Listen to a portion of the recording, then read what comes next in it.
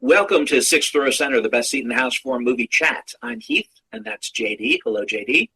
Hey, everybody. Today we'll be talking about the 2015 biographical comedy drama The Big Short, which was directed by Adam McKay, who started his career with Will Ferrell comedies like Anchorman and Talladega Nights and the other guys, but has lately gotten into more serious fare like The Big Short and Vice and Don't Look Up. McKay wrote The Big Short with Life of David Gale and Bombshell screenwriter Charles Randolph, and the movie was based on a book of the same name by Michael Lewis. Lewis has written many nonfiction books that have been made into successful films like Moneyball about Billy Beane and the Oakland A's, and The Blind Side about Ravens offensive tackle Michael Orr and his unusual upbringing.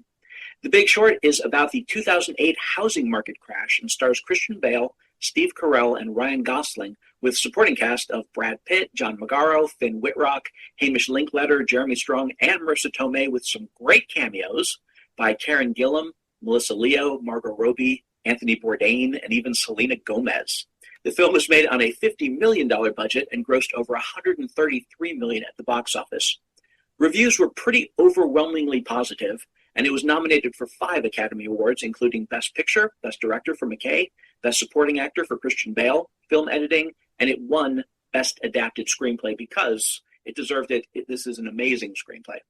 I did not see this movie at the theater. I actually got the screener from SAG during Oscar season that year. I remember seeing the preview and being all excited for the movie to come in the mail for me.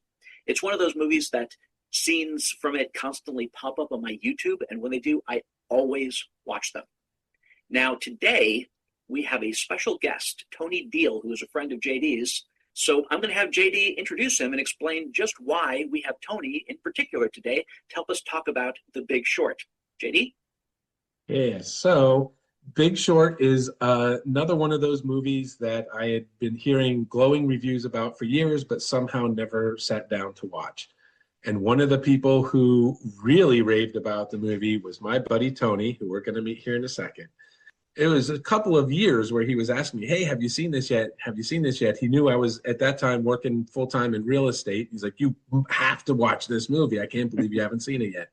Eventually, he opened up some malted bourbon and lured me over, and we sat down and watched it, and I'm so glad that we did. I absolutely love this movie, but I don't think anybody likes it more than Tony. How did you like it, Tony? Oh man.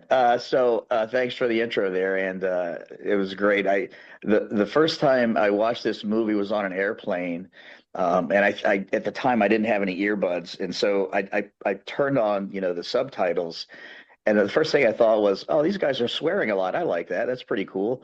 And that one of the that's one of the things that I really like about the movie is the kind of gritty nature of the language that they use. They don't try to be professional and everything. And I mean, I work in sales, also with large contracts, and it's kind of that way when you're in the office and you're talking to your coworkers, and so it really appealed to me, but also appealed to me because I don't really like nonfiction. I like movies that explain stuff. And he mentioned Moneyball. I've seen Moneyball, probably a handful of times too. So it's a truthful movie, and it explains, like, let's say, inside stuff that you generally don't get a look into, and that's the kind of thing that really attracts me. So I watched it on the plane ride out to where I was going, and then on the way back, I had some earbuds and I watched it with the audio.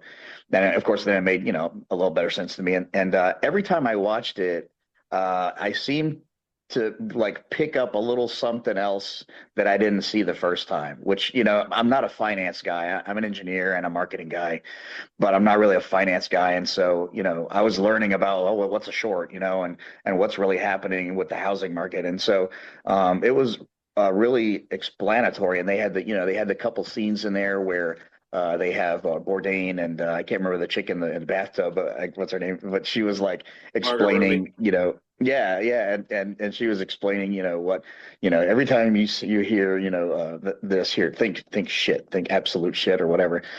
So even while it was a documentary movie, let's say, about a very technical topic, they broke it down because they were aware that most folks don't even understand what was happening. And that, I think that was part of the point of the movie, was explain to people with a regular movie. It doesn't have to be approached as, a 60-minute series or something, a regular movie that was entertaining about a very technical topic, and they succeeded greatly. Right? Such a unique approach. I've never seen, and I don't think I've seen any other movie do it. It was Yeah, fictionalized based on true story, but even within that format, to break and have those little cameos where they got in-depth explanations from famous people who yeah, broke it down in simplistic language, right? Because you figure yeah, they're just an actor. They don't yeah, understand, yeah, right? And they had to understand it first, and then they explained it to you in such a fun way. yeah, yeah. Heath, It have you was very seen good. anybody else do that? Not exactly when you're talking about the cameos and stuff like that. It was shot in what's termed an encyclopedic filmmaking style, which is like it's like the story is almost like a Wikipedia encyclopedia page. And I have seen that, like I think it was pioneered by like Oliver Stone with JFK. But the genius of this script is that it was done in the manner that it was done, in such a tongue-in-cheek sort of fashion. It was enjoyable to watch. I wouldn't say it's comedic, but you're Yeah. laughing through the whole thing, right? As things are happening, even though it's a really strong subject matter. I do have a little bit of a base in finance, so I wasn't going in completely blind. But even I was like, I didn't understand the whole different markets for bonds and derivatives and all that kind of stuff. And yeah, it was great learning. It was one of those movies where when I see a movie that just really captures me, and it was based on a book, I immediately go out and I buy the book. I got the book and I read it and had even more explanations of different stuff. And it told about the actual people, as opposed to many of the characters they were based on real characters, but they weren't real characters. I think the only Yeah, they real changed the one was names. Yeah. exactly the Michael Berry character that Christian Bale plays. I'm a huge fan of Christian Bale. The other characters were kind of, sketches of them. It was interesting. They didn't change Michael Burry's name, but they changed the other guys' names. I believe they were all different. I watched a YouTube thing, and all the other guys that were finding out this short and everything, they changed their names, and Michael Burry was the only one that they actually used it by his name. As far as I know, he's the only one. I wonder if the people like didn't want to be named in the movie. Yeah, They I mean, asked them maybe. It's interesting. Or is it a credit issue where Michael Burry's like, no, I'm the one. They all followed right? me, right? Yeah, So make sure you use my name and don't use their. Who knows? I mean, But I they, don't mean they talk about nothing that wrong in with the it. movie. They talk about that in the movie. Michael Berry was the guy, even in the movie as well as in real life, who really figured out the whole thing. And most other people kind of, jumped on his coattails, whether knowingly or not. And yeah. He Well, says he because he, created the instrument, right? He went and had yeah, the banks create this for him. It didn't he exist credited before. Paul Schwab. Yeah. Yeah. yeah, he was telling his boss when he came in. He says, I've read the mortgages. He says, nobody reads the mortgages. He goes, I don't even think the lawyers that wrote them read the mortgages. He goes, I've looked. So he looked at the credit ratings of all the people, all these terrible loans that were written, and he started to realize that they were adjustable rate, and that, you know, the way that they didn't 100% explain that, like, overtly, but you could, like I say, I've seen it multiple times, and you can start to see where, his brain's going, and this is going to be really bad. And then, um, when Carell's group kind of picked up on it by mistake, actually, they had to, do their own research. Actually, they went to Florida, and they went to, the securitization forum, in Vegas, and they had a little bit there. So they weren't just gonna, bet on something, that some guy told them that he was gonna, provide them a short on. They had to go and do research for themselves. And so they traipse off to Florida, and in Vegas and all that, and finally they go, okay, there's a bubble, short everything that he's talking about. I have watched this movie a bunch of times since the first time in 2015. And one of the things that just struck me very recently was exactly what you're talking about. When Steve Carell's hedge fund finds out about this, they it just seems to me that in most situations, just normal people, no matter what you're talking about, if somebody tells you something that's kind of wild, you either reject it outright, or you say, oh yeah, okay, that's right. I can't tell you how many times I see that. But the great thing about Steve Carell, I mean, the real person, Steve Eisen, he's like, I'm going to find out if he's right or not. I'm going to do the research. I'm going to, like you said, they go to Florida, they talk to people, they go to Vegas, they talk to all the different people who are in charge of all these different, commodities and stuff. And they discover, well, one, that the guy was right, but, they didn't just blindly do it. They took the time to find out. I wish people would do that in real life in all sorts of areas. They portray Steve Carell plays Steve Eisman. Eisen as a very curious guy, and it shows up in a couple of scenes. One where they're all in the room and they're talking to Vindeman, I think, and they're all yelling at him, right? And you can see Steve Carell, and he's just sitting there thinking. He's everybody's yelling except for him. And you can see him just sitting there hearing it all, and he's taking it all in, but he's thinking the whole time. And then there's a scene where he goes to meet the hedge fund guy, and they're having sushi, and he's the CDO manager, right? And he's going, wait. He's going, say that again, right? And so he's making the guy explain the shit to him, and he's just like, this is unbelievable. And they're all the other table. They're saying your boss is about to explode, and they're like, no, he's too curious to explode, right? So they did certainly portray him as a guy who loved to understand everything that he was taking in. It wasn't just like you just said, just jump one way or the other way, right? He would take the time to understand it, and that showed up in multiple scenes.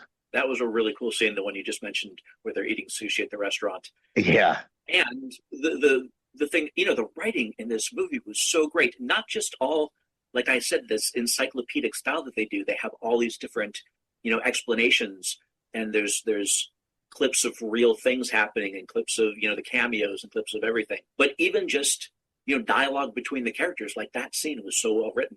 Because you've watched Steve Carell and his people learn everything there is to know about it, and then he's listening to this guy across the table tell him stuff that is just, I can't believe you're saying this when I already know what's going on. And so obviously he chose to bet against. What did he say? Something like, I want to bet against everything this guy's ever touched. Yeah, exactly. With the conversation. So well done. And in the middle of that conversation, actually, they cut to the scene where Selena Gomez is betting on the blackjack, right? And they explain to you how, she's betting on blackjack, and then one person bets on her, and then 10 people bet on her, and then 100 people bet on those 10 people. And so pretty soon you have the entire crowd there that's watching Selena Gomez play one hand of blackjack, and they all have money riding on that one hand, and she loses. Well, then everybody goes, oh, and they all lose, right? So that to me was a great scene in the whole movie, because he asked the guy, he goes, it was like, how much money is there in shorts against it versus how much is there insuring it or something like that? And there was way more money betting on it than there was on the actual insurance policies. And he's sitting there calculating in his head, holy crap, that the total amount of money that's riding on this failure is biblical, right? I mean, there's nobody's ever seen this kind of money at stake. And that was how it worked. It was because all these people were betting on these people, and they were betting on these people, and they were betting, so it just skyrocketed. And that realization that he came to at the table eating sushi, that was it. Not to get off topic for just 1 second, I swear we will rein it back in if it goes anywhere. But what I've been hearing right now about the Bitcoin market is the exact same thing is going on. That Wall Street has captured the Bitcoin market, and that's why it's dropping, because suddenly, as opposed to people putting all their money into Bitcoin, they're putting all their money into derivatives of Bitcoin. Hey, I'm betting Bitcoin's going to go up, or I'm betting it's going to go down. And then these people betting on the bets from those people. And it's just creating this huge market, which is sort of killing the original market, because nobody's putting as much money in that as opposed nobody's to actually buying Bitcoin. Right. Exactly. Yeah. Wow. As opposed to these paper markets, they call them. And helping rein it back in. I think the two of you were talking about the different aspects, and this is one of the things we like to talk about, is how is the writing in the film. And it was absolutely phenomenal. And combining your two perspectives, one was the encyclopedic knowledge that they conveyed in such an entertaining way, but also the authenticity. of the dialogue, and you felt like these are real people, and it felt like you're there with them, because Yeah, it it wasn't really did. all polished and they weren't, glossy. Even Michael Burry comes off as, pretty autistic and not necessarily a likable guy, certainly doesn't come off as somebody who exuded, trust. Like, he was a bully even, right? People wanted their Yeah, money back out, and and they yet the show writing these. brought it in. Like, he's the hero. You're definitely rooting for him the whole time.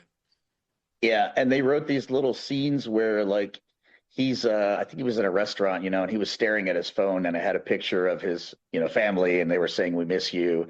And then there's one scene where he's at home and like he's waiting for these shorts to come around, and he's just like flipping out because everybody's, mad at him and everything, and he's playing his drums and he's on his drum set, and his wife is like, "Are you okay?" So they use these like not long scenes, right? They didn't make a whole big deal of it, but they were showing like the tension these people were under, and they even showed pictures of the what was they called them brown hole brown hole funding or whatever. What was their Yeah, I think it was Brownfield Capital. Brownfield Capital. They showed the picture, the scene of these two guys. One's talking to his mother, and he's telling her to save her money and put it under the mattress or whatever.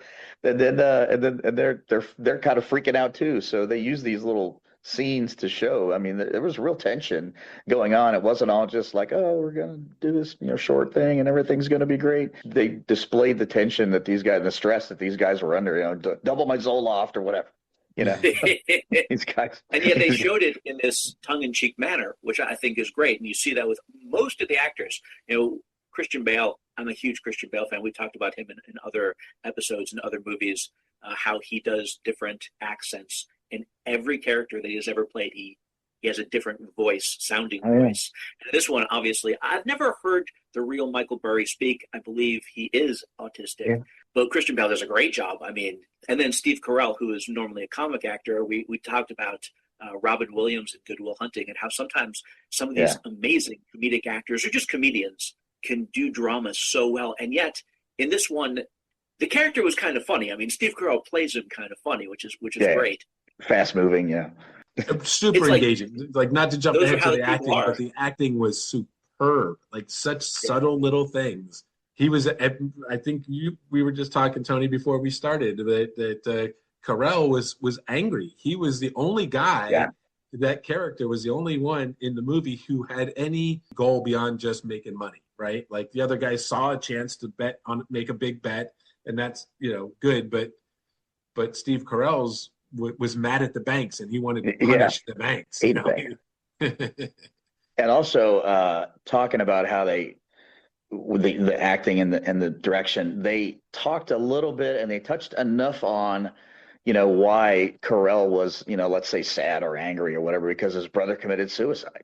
Right. And he's like, the last thing I did, he said he was in trouble, and he goes, I offered him money, and he was regretting, the fact that all he could think of at the time his brother needed help was just offering him money, right? When he needed so much more. And so they showed enough of that in the movie that it didn't overpower the movie, but it kind of let you into a little bit of his personal life. And his wife was saying, oh, you should quit your job, and we're going to start a bed and breakfast. He's like, I love my job, and he tells the other guys, I'm happy when I'm angry, or something. I'm happy when I'm sick, something like that. But yeah, they write these little things into the scenes that let you in a little bit into the characters, let's say home life or whatever. Yeah, they definitely made all the characters three-dimensional, or at least definitely the main characters. So you really get a feeling for them as people, as opposed to, just pushing the plot. Even I loved Ryan Gosling. His character was hilarious. I thought his character was hilarious. But it's like, that's how you would figure somebody in that position would be acting. He was out to make money. Yeah. Yeah. I've written $50 million before, $50 million deals before, and I was acting like that. I'm glad. It's really good. Oh, that's good great. Stuff. Yeah. So I was, and that's the other kind of thing, is that they're talking about lots of money. And I worked at a large company, and we used to write long-term projects, and they would stretch into the hundreds of millions of dollars. And my part would maybe a large contract for me would be 30 or 40 million, right? So, but normally I would sell stuff for 5 or 10 million. But so, when you're kind of in this a little bit, and you're seeing negotiation. I used to do negotiation. I still do negotiation on a daily basis, and so anybody that's in any kind of sales or let's say large financial type stuff is going to really get a kick out of this movie. It's fun to watch because you are seeing kind of what happens, right? And especially let's say the office talk or the water cooler talk or whatever. It's very realistic. We had regularly had $1 million, let's say, slush funds in our long-term projects, but these are projects worth 150 million or something like that, But it was a fund in case something happened. We had one guy, he spent for his customers all year. They started looking into how they were spending money, and they found out he spent $43,000 on cigars one year for all of his customers, right? It's like, hey man, he's a cigar guy, so he got all of his buddies' cigars, right? During the Vegas trip, all these people are there and they're Right. they're doing their personal stuff. They go to the gun range, they're spending money on whatever. It's so great. Yeah, I keep saying that how it was done tongue in cheek, the script and the entire story. Because I look at another movie, I don't know if you guys have ever heard of it. It's called Margin Call. Came out a couple of years before that.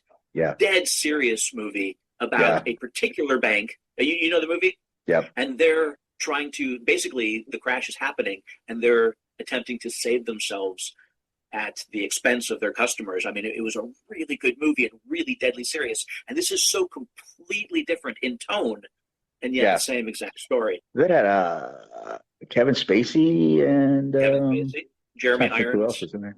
Yeah.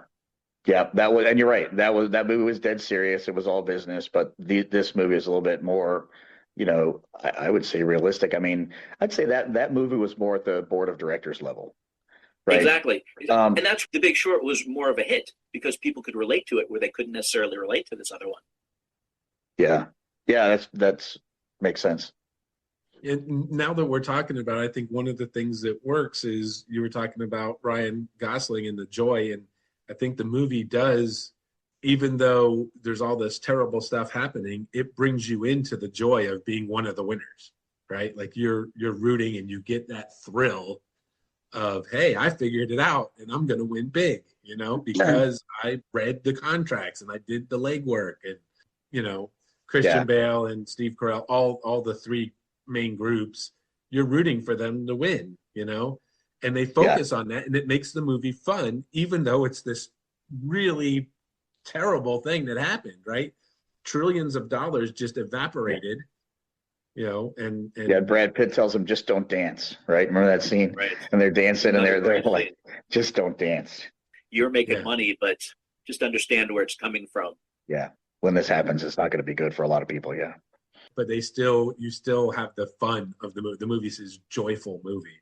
Yeah, because even the Ryan Gosling character, who is a complete sleazebag through the whole thing. I mean, he is just a sleazebag trying to make money and selling these mortgage loans, and that he's got to know that it's gonna hurt people in the end. When you finally see him, he's got his $47 million check, and he's looking at you going, "Yeah, I know you're judging me. I know, but I made them my money, and I'm happy about it." And you kind of, as the audience, you kind of are happy for them. Because they're taking the risk, and that tension that they show is them, under, and you're sitting there kind of like JD was saying, they make you glad that they won at the end of it. But when the rates aren't changing and you're kind of sitting there in the audience going, what they're gonna screw these guys, and they made this good bet and everything. And you feel that tension a little bit too. Almost but Burry especially, who was in early, right? Like his investors had to eat some losses before it finally came through, and they showed the big scene in the movie where the one guy's like, "I want out, give me my money," Yep. And when some billionaire comes into your office and he's helped make you, and then he says, "No, give me my money back," to resist that takes stones that almost nobody has. I mean, almost everybody would be like, "Fine, here's your money, and I'll just deal with the rest of the people." I mean, and I'll be out. And I'll just make a little less, because dealing with that kind of pressure is unbelievable. Yeah, and they never, they didn't show you how that got resolved between he and the other guy, right? There's two guys that came in, his boss and I guess the other financial guy, right? They didn't really show I think it was that guy's lawyer, is who it was. The lawyer, okay, Yeah. And it was a cluster eventually anyway, a cluster of people who wanted to exit. Most funds will give you an option, to cash out or cash out at least a portion. Yeah. And but he had locked written it down, this one right? Yeah. knowing, and I think, he told them, listen, here's, we may have to ride this out for a bit. But then he was betting billions, right? I mean, he was the main guy of it all. He did have a lot of capital to be riding on such a contrary position. Like, that was amazing. Like you were saying, though, it would have been nice to have seen the reactions of the actual people. You see him at the very end, and he's sending checks to, this is your profit, this is your profit. Here's 100 million. Here's 300 million. To all these different people, and you don't see if they ever said, "Wow, you were right, and we were wrong, and we should have just." I got a lot more gray hair, right? And he said nobody wanted to talk to him, right? And when he wrote the letter, he said nobody wants to talk to me. It's nasty when we're having to do this, and they only want to talk to me through lawyers now and all that stuff. Yeah, you're not friends with those people anymore, even afterwards. Like, you can't heal that wound because he said, "I don't care." If you're gonna eat this loss with me, like he's forcing them. Yeah, he kind of had their money ugly. hostage for a little bit. And honestly, maybe it was only, if you're thinking about the movie, maybe it was only 3 months, maybe that he had their money hostage, right? When they were actually trying to pull out, and the ratings weren't changing and stuff like that. But but those will be a long 3 months with all your money, right? Well, and he was years early because he was paying the maintenance, on the interest on it. Yeah, he was honest about what he was doing, knowing that you're going to have to pay out for a while before it pays off. Whereas the banks, when they realized how screwed they were, Morgan Stanley in particular in the movie was trying to buy Steve Carell or Steve Eisman's credit default swaps so that they could have an interest in themselves and then sell those to make back some of the money that they lost. Of course, Steve Carell wouldn't sell to them, and I don't blame him. But yeah, that's what the banks were trying to do. They were trying to create their own positions so they could screw over somebody else to save themselves. Yeah, because that was the scene where they were mentioning Benny Klieger, right? Where he goes in and he talks to the black woman. I can't remember her name, and she's like the boss there, and he's like, what's your long position exposure on this? And she's like, I don't know, it was $13 billion or something like that. And he's like, holy cow, because now he realizes that that was the problem that Burry had mentioned. I want to be able to make sure of payment if you guys go up, upside down. And they were like, are you serious? You want to bet against the housing market and you think we're not going to pay you? And he's like, that's correct. Right. And that's exactly what happened with Morgan Stanley. Yeah. Yeah. They did not get everything, right? The banks paid a portion. They did not get it all. I think so. Nobody made more than, and I know this sounds ridiculous, but nobody made more than, say, 130% off their investment. And you're like, wow, 130%. I'd like to make that off of any investment. But if you're investing, $1,000, that means you're only coming away with $2,500. Say it doesn't sound like a big amount of money. Whereas Michael Burry invested, $1.4 billion, and he came away with, I think he made 2.7 3.4 or something like that. So almost double or triple his investment. I guess 200% of his, almost 200%. So those are just huge numbers. The Brownfield Group, which was really a hedge fund called Cornwall, they invested $30 million, which doesn't seem like much, and then they came away with $80 million. So they slightly more than doubled their money. I mean, it's ridiculous to say, but they could have made a lot more if the different agencies hadn't been as corrupt as they were. And that's what they say at the very end of the movie. At the very end, was anything ever fixed? One guy got busted, I guess. One guy got busted. One. Yeah. And they kind of stopped doing those things. But then at the very end, he says, well, they're doing it again. They're just calling it something different. They changed the name of the credit default swap to something else. Yeah. A bespoke something or other. I can't even remember what it was called. Yeah, you're right. And that's 10 years ago, and things have, only gotten worse since then. Oh, yeah, they're fully back now. They're fully back. It's all, totally. Especially with crypto and everything. I mean, we did this once before, Keith, and I don't want to get off on a rant about all the details, really, but but it's the whole stock market is just gambling, right? They were just betting against they did nothing to fix the situation. They bet against it. And I don't care. Like, that's good for them. I'm not against it, but just keep in mind that it's all gambling. And so when people make $2 billion betting on the roulette wheel, that does have an impact on the overall system. That money comes from somewhere. Yeah. I think it's just kind of cool. Like, you watch a movie like this and you think, well, now people see these things, now they know, so we can change things. And there have been lots of movies like that where, you see the story, how it actually is and not how you always thought it was. And now we should, but it never seems to do anything. Definitely didn't in this particular case. I thought that, but to their credit, right? That's what makes it work. They touch on it. They don't deny anything. They don't gloss it over. And yet it's still a joyful movie. You're happy for the people. And I still am. Good for them. Like, there's nothing, they saw something, they did the legwork, they made their money. Good for them. It's not their fault. Well, I think part of it is because not only you don't think about all the people who were hurt per se, but you do realize that the banks really got screwed over. I think that's why you're happy for them for having succeeded at the end. And yet, again, as it turns out, the banks were only screwed over temporarily. They were all bailed out. A couple of the small ones got bought by some of the bigger ones. Yeah. I told you each this story separately, but I'll tell it now real briefly. But I knew a guy who worked for Countrywide, who was one of the big lenders. They actually went out of business, and they had all kinds of, they completely shut down. But at the peak of it, he would go into a mall, rent a space, hire young people just not trained at all, give them a clipboard, print out the day's listings, and these were like $500,000 homes, send them out into the mall with pictures of these nice homes and ask people, would you like to live here? Yes. Do you have a job? Yes. Okay, it's yours. And they'd come back and have them qualified like in 20, 30 minutes, something like that. Completely no verification. These were unsecured. They knew they were writing bad loans, at least at Countrywide. This was a scam. They called them ninja loans in the movie. No insurance, no job. No income, no job. Yeah. No income, no job. Right. And that was real. That was real. And I also knew somebody who was flipping condos 3 and 4 times before the condo was even built. Really? Now, no, again, nothing against these folks that, they were just playing the game along with everybody else. But it was so inflated that the $100,000 condo was selling for $400,000, had been sold 4 times before it was even built.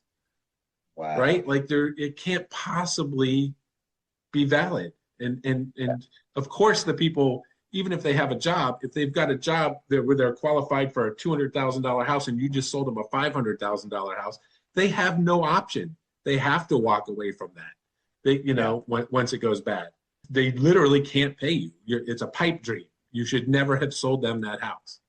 And one thing I learned being, working in direct, like as a real estate agent, banks are not in the real estate business. They're in the loan business. They don't know when they take the house back, it goes on somebody's desk, and now it's a guaranteed loss. Yeah, they get rid of it. So it's a piece of paper that this guy needs to deal with, and it's a guaranteed loss. And then he's got another set of new mortgages, some of which are, or all of which are making him money.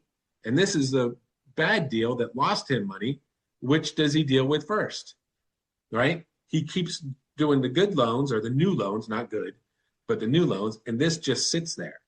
And that's why we had it 2009, 2010, as the market was starting to clear out, you had hundreds of homes just sitting vacant, unsold, and unsellable because they were sitting on somebody's desk who doesn't even want to deal with it because it's a guaranteed loss for that bank. Lately after that, I was working at a real estate investment company, and that's all they did was purchase homes on auction after they had been foreclosed on. Hundreds of properties. Yeah. And they would fix them up and flip them.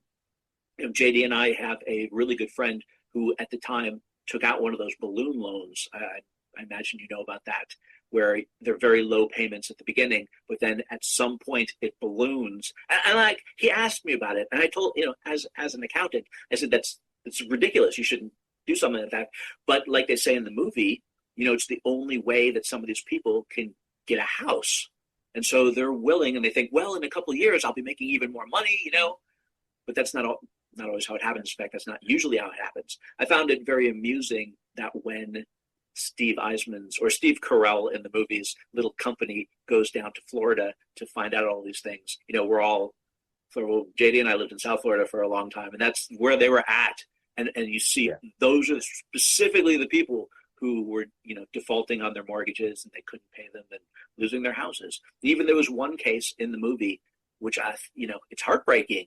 They knock on the guy's door and they said, because they were only looking at people who were at least, I believe, 6 months behind on their rent, right? And they come to this guy and they're questioning him because they're trying to find out, what's going on with these particular mortgages. And the guy's like, I pay my rent every month. But he was leasing it from the guy who owned it. And I guess the guy who owned it was not paying his rent. It was just a really cool thing to show in the movie. And it really creates a lot of sympathy for what's going on.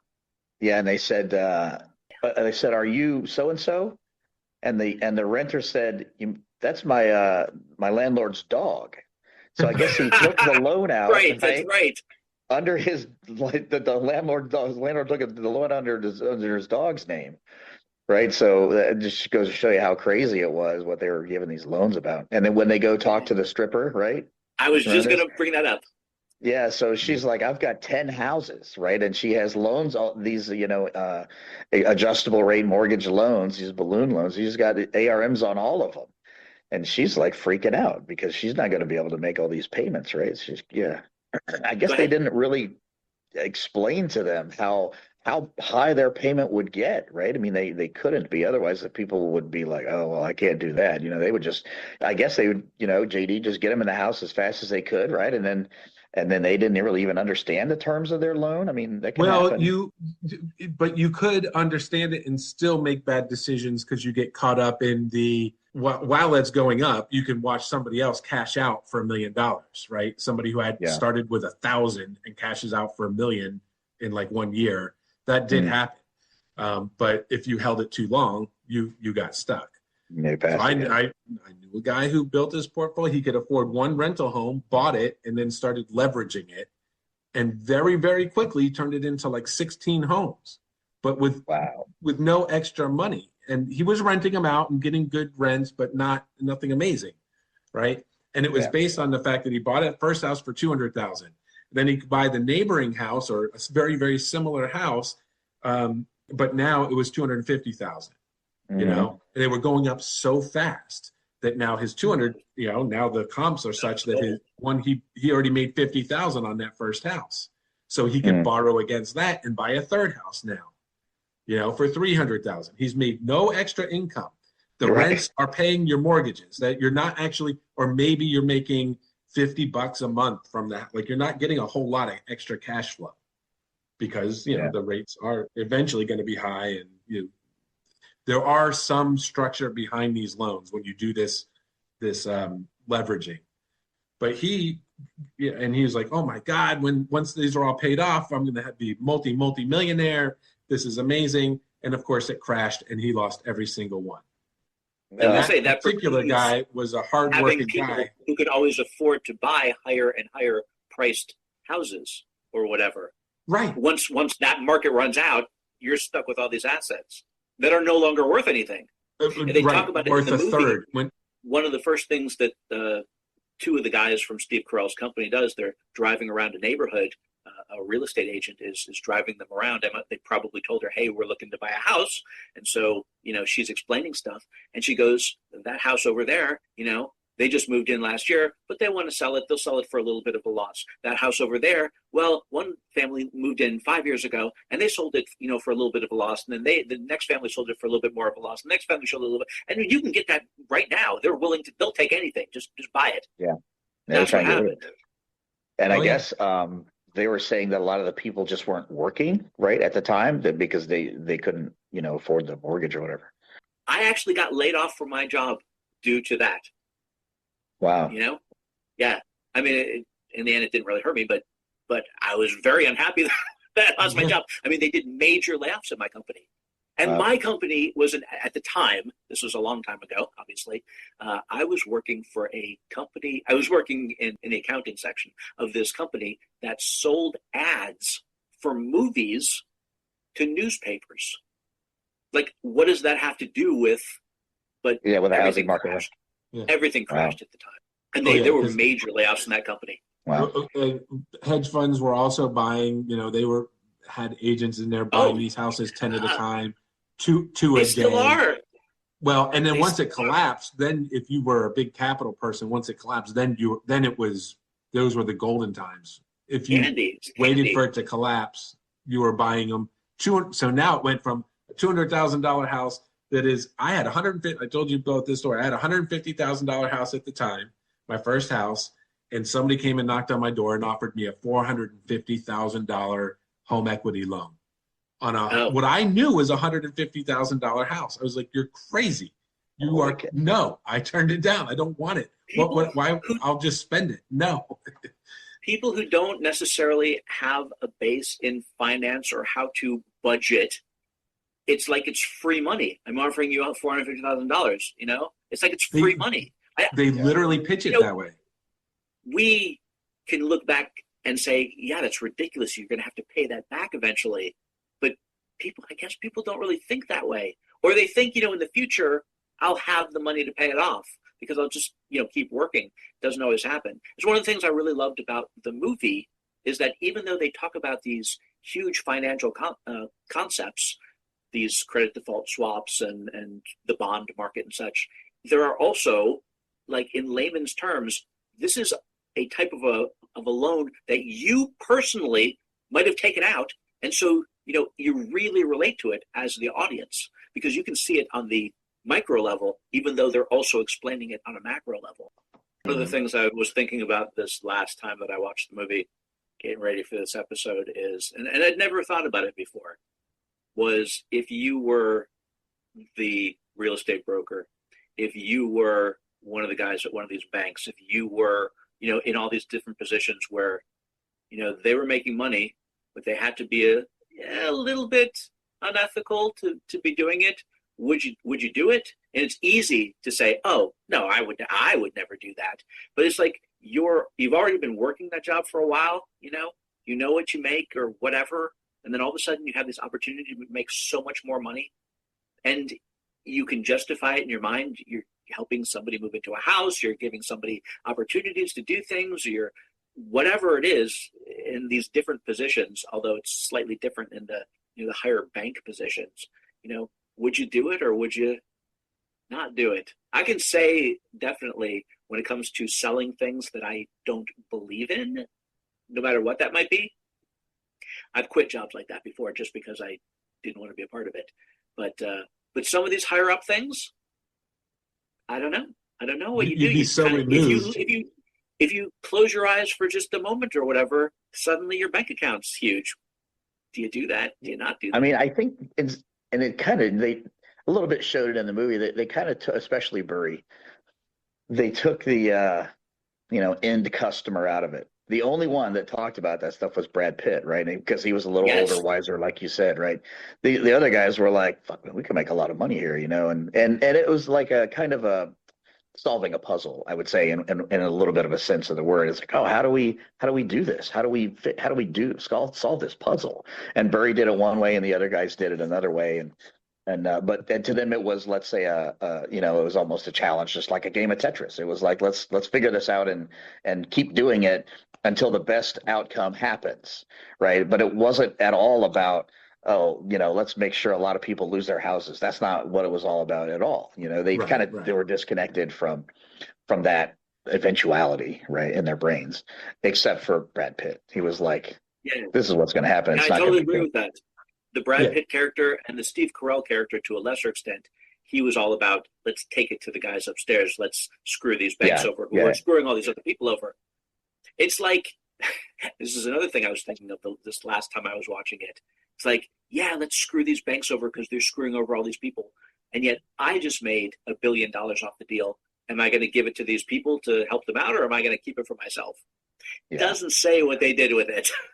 Yeah. Well, they should keep, just by the game. by the rules of the game, they didn't do anything wrong. They did not screw those people over. They screwed over the banks who were foolish enough to, and like we've already mentioned, really the banks worm out of it. The banks were the real bastards in all of this. But, because they made money from everybody. They just, their only mistake was creating the default swap at the end, letting them bet against the bundling. The reason the mortgage crisis happened is because individual people were taking out in bad loans, and they were being given bad opportunities they should never have had. Yeah, and they were talking about, I mean, the industry called it predatory loan practices, right? And so they did the scene where they went to see the two guys, and they were kind of doofy dudes, and they were like, yeah, those guys don't even read the contract. They just want a house, man, and they just sign where you tell them to sign. And now I have a boat, all these guys, and they kind of portrayed, right? I mean, they portrayed these guys as kind of like barfly guys that happened to get into the market at a good time, and they're just writing these loans left and right, and they didn't really even know how bad it was going to be. And then he tells them that I wouldn't be driving a 7 Series if it wasn't for strippers, because these strippers are buying all these houses cash and everything, and so that's when they go see the stripper. But when they're talking to these two guys doing the loans, Steve Carell goes, "Would you excuse us?" And he says to his friends, why are they confessing? Because he's like, clearly this is unethical. And the other guy says, they're not confessing, they're bragging, meaning they don't even know that they're doing the wrong thing, right? They don't even know how bad this is. Right. So that was all real. I saw some of that. I was just going to say, I was going to ask you, JD. 100%. That's crazy. 100%. And on both ends, meaning that, yes, a lot of it was people who thought that they were making sound investments. And there is some of the buyer beware there, right? Like when you're aggressively trying to roll it up and turn your 100,000 into $1 million in 3 months, by doing super aggressive things, I have less sympathy for them because they knew they were rolling the dice. Where I have more sympathy is the people who did not know. When somebody knocked on their door and said to a literal grandmother, I'll give you I'll give you 400. I'll value your house at 400,000. You still owe 100,000, so here's $300,000 cash, more than your whole family has ever seen at once. Nobody has ever had that much money. How do you say no? Like a lot of them were still struggling people. Even though this was the peak of the market, not everybody was making huge sums of money. And when somebody comes and offers you an opportunity like that, it's really hard to say no. And I helped clean up the mess. I came in and dealt with those people, and I do have sympathy for them. They still, it's still at the end of the day, you have to read the contract. You have to understand what you're getting into.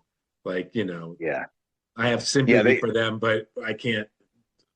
It's not my fault, Yeah, the scene with those two guys, they said, I don't even think they can read the law. Most of them don't speak English, right?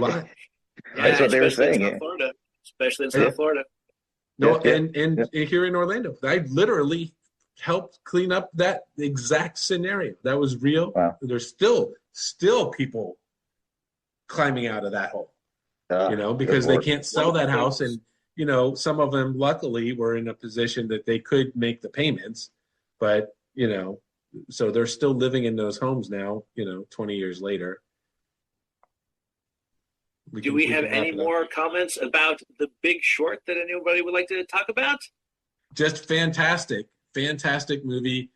Thank you, Tony, for getting me to watch it. And we'll have to watch Moneyball sometime. I haven't seen that one yet either. So. Oh, it's great. Well, I got Moneyball's great. It's very the same, let's say tone. But they don't do a lot of the, they don't come out and explain to you what baseball is, in that case. But I was going to say, I've probably seen The Big Short, 15 or 20 times. Like I'll just sit and watch it, and for a lot of those, for let's say 7 or 8 times, every time I watched it, I made another connection to something else, and I was like, oh, this is why he's doing this over here, or this is what's happening because of that, or whatever. So it's almost like one of these, it's almost like watching The Usual Suspects, right? You've seen this movie, I'm sure, Heath, that, you watch it one time and then, well, you have to watch it again because you realize how much stuff you missed on the first time, and then you keep watching it now, and then you become, a lot more knowledgeable about the top, not only just about the topic, but the events and the sequencing of everything that's happening in the movie. It's not just to me, it's not just a one-time watch, like something else. There's a lot to that movie.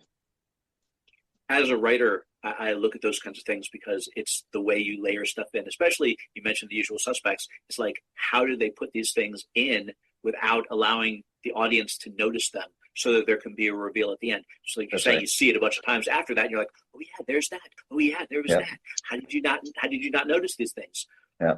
I don't know if you're into that kind of thing, but if you read the book The Big Short, it's phenomenal, and it goes into even more depths about more different things that were happening. Really good. I did buy it, and I'm about, let's say, halfway through it. I read my books on airplanes because I really, it's the only time I really don't have anything else to do. But I'm about halfway through that. But yeah, a little bit. I'd say trip.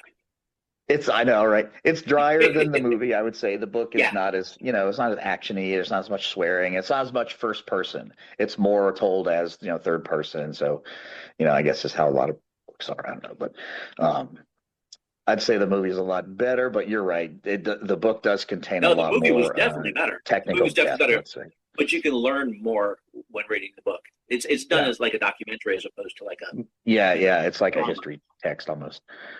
High rewatchability, right? If you're giving the film a score, it'd be a 10 on rewatchability. Oh yeah, 10, yeah. It's stop and watch it if you see it on TV. These clips come up on YouTube, and every time they do, I click on it. And after I've seen like the whole movie in like 2-minute clips, I'm like, I gotta watch this movie again, and I do. My favorite scene is he tells him to go back in there very calmly, tell him that tell those guys to fuck off. He said, and he does. And he does, and I was like, whenever I worked in the office, I thought that would be a hilarious way to do something, but I never got to do that. But I thought it would be hilarious. I've spoken with Mr. Baum. He says to fuck off. So I think we can all agree that this one is definitely a winner in all sorts of ways. You should definitely see it if you haven't already. I'd like to thank Tony for coming here and sharing his expertise and his critique of the movie. And that's going to do it from the 6th Row Center. And now we all got to run because there's a movie that's just about to start. Thank you. Awesome.